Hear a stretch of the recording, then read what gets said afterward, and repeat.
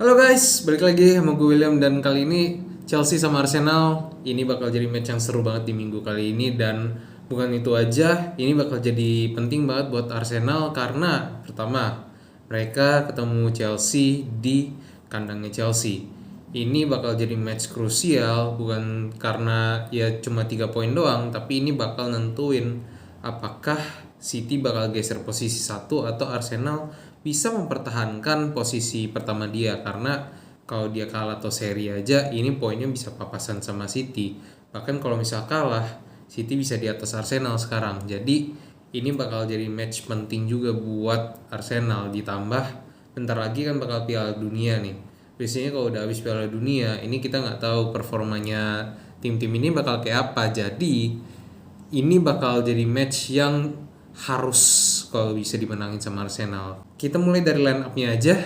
Line up dari Chelsea sendiri, kalau Kovacic nggak main, kayaknya kalau ngeliat potensi kemarin permainan Zakaria ini bisa dimasukin karena kelihatan banget dia nyaman banget main di sebelah Jorginho, dan ketika dia main itu Zakaria dilibatin, itu tuh permainan Jorginho juga jadi lebih lepas. Tapi beda di satu sisi ini dia mau Zagreb kan, beda pastinya dengan ketika lawan Arsenal. Ketika lawan Arsenal ini pasti bakal banyak pressure yang diarahin ke Jorginho. Sementara Loftus-Cheek ini yang gue kurang suka adalah meskipun dia tinggi tapi secara fisikal dia itu kayak lidi ibaratnya, gampang digoyang gitu fisikalnya, jadi bola-bola tuh gampang direbut sama dia. Tapi kalau secara defensif dia juga masih bisa diandalkan untuk menjaga kedalaman dari squad Chelsea.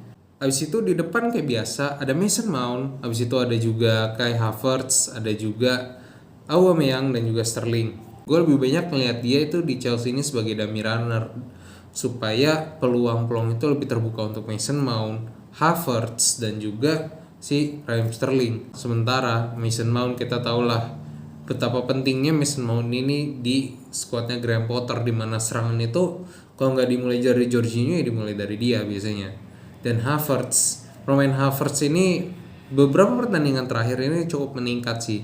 Jadi oke juga untuk dia dimainin di pertandingan kali ini. Sebenarnya Chelsea ini lebih condong 4-4-2 sebelumnya ya, sebelum gue bahas ke Arsenal. Havertz juga kadang-kadang lebih sering bermain tuh cenderung lebih sebagai striker gitu, meskipun dia apa ya, kelihatannya kayak AM, tapi dia cenderung kayak lebih banyak suka stay di posisi yang agak ke depan gitu. Sementara Aubameyang dia yang lebih ke mundur ke belakang. Dan kalau untuk dari segi Arsenal, pastinya main 4-3-1 ini udah benar hantam banget. Ada Ramsdale, Zinchenko, ada Ben White, Gabriel sama William Saliba. DM-nya ini Xhaka sama Partey. Ini nggak bisa diremehin juga. Kalau di Chelsea punya Jorginho, di Arsenal punya Thomas Partey yang bisa jadi motor serangan. Nah, sementara di serangan kayak biasa lah, Martinelli kiri, Bukayo Saka kanan, di tengahnya Odegaard, habis itu di depan ada Gabriel Jesus. Cuma bedanya mungkin Gabriel Jesus ini kali ini performanya lagi agak menurun, dimana dia ini nggak sebanyak biasanya kalau urusan cetak gol. Next kita beralih ke gameplay. Gimana bakal Arsenal ini nerapin permainannya? Bukayo Saka ini bakal jadi poros utama dari permainan dan juga Thomas Partey, karena Thomas Partey yang membangun lebih banyak kan. Sementara Granit Xhaka ini dia lebih ke tipikal destroyer, dan pas banget Granit Xhaka ini posisi kiri karena Chelsea sendiri juga suka banget nyerang dari sisi kanan karena di sana ada Mason Mount seperti yang gue bilang tadi kan. Build up-nya itu biasa dimulai kalau nggak dari Jorginho, Mason Mount, sekali-sekali Kovacic gitu kan, tapi mostly paling sering itu dimulai dari Jorginho sama Mason Mount. Karena itu dia seneng banget nyerang dari sisi kanan, dan sisi kanannya Chelsea ini benar-benar kuat banget. Dimana kombinasinya ini berapa kali gitu kan, itu bisa mecah serangan dari tim-tim lawan. Kita lihat contohnya salah satunya adalah United, dimana beberapa kali United ini waktu lawan Chelsea, itu Chelsea sering banget maksa United ini buat nyerang dari sisi kanannya Chelsea, sehingga sisi kanannya Chelsea ini bisa selalu ngerebut dan selalu dimulai balik counternya itu dari sana. Ini yang sering banget dipakai sama Graham Potter ketika mainin Chelsea dan Mason Mount. Karena itulah untuk kali ini Martinelli ini mungkin bakal bukan jadi opsi utama untuk serangan, melainkan Bukayo Saka, karena Bukayo Saka ini kan lebih banyak kreativitas, sementara di sisi kiri Chelsea itu tuh biasanya dijadiin tempat di mana serangan-serangan itu tuh diluncurkan gitu kan. Cucurella kayak yang kita tahu itu tuh belum menemukan performa terbaiknya. Tapi kali ini bakal dipasang di kiri, either wingback atau fullback kiri, dan ini bisa dibilang posisi terbaiknya Cucurella, dan Cucurella ini cenderung lebih possession daripada Chilwell. Kalau Chilwell kan mainnya lebih direct kan. Nah, Cucurella ini juga bisa jadi sasaran empuk buat nyerang dari Arsenal. Dan satu lagi yang paling penting adalah Edouard Mendy.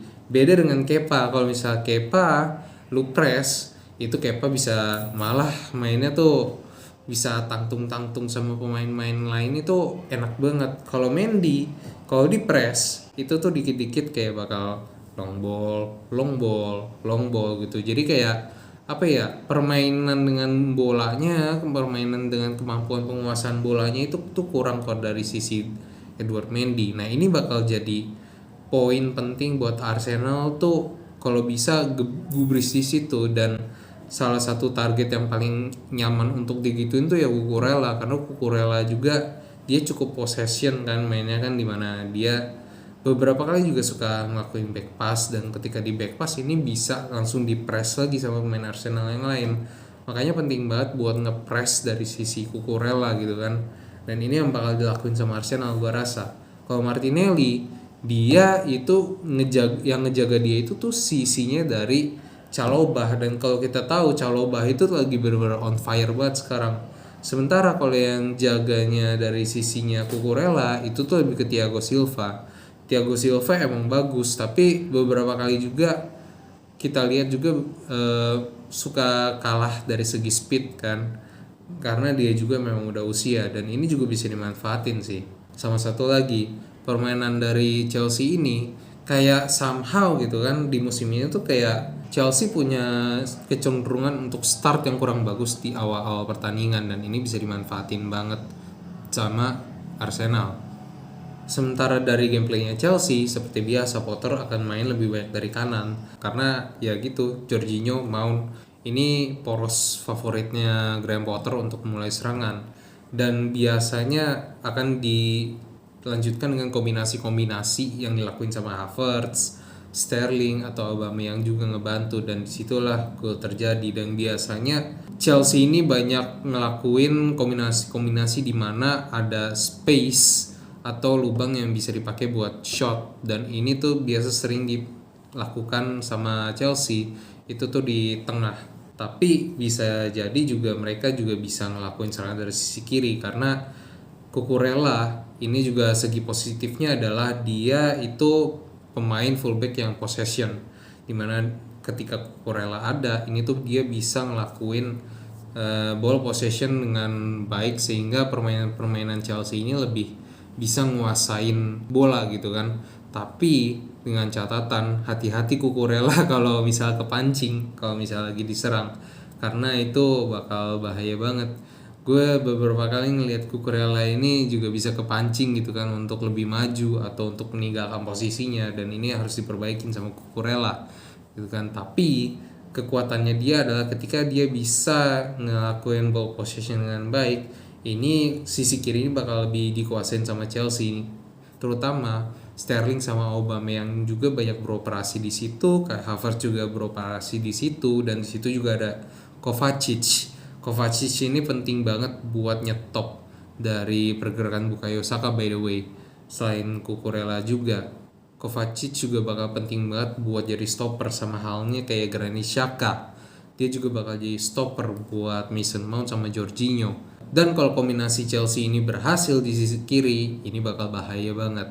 Terutama kayak Havertz yang udah semakin perlahan-lahan udah membaik permainannya, kayaknya udah lama-lama bangkit dan menemukan permainannya kembali gitu kan, sebagai jenderal di lapangan tengah selain Jorginho.